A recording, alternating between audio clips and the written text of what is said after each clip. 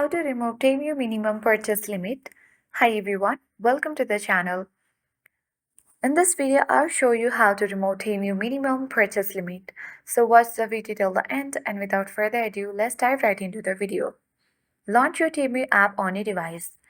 Then you will land on the home page. At bottom center of the screen, select U button. Tap the headphone-like icon at top right corner of the screen. Once you're on the support section, you have to wait for a while until every option gets loaded, where you have to select Contact Us at bottom of the screen. Now tap the message icon and type in Please remove Temu minimum purchase limit and tap the arrow icon. You simply need to enter the valid reason why do you want to remove the Temu minimum purchase limit, and once they are satisfied with the reason, they will remove the minimum purchase limit. So that's how you can easily remove Temu minimum purchase limit. Hope this video helped you. If you are new to our channel, hit the like button and subscribe.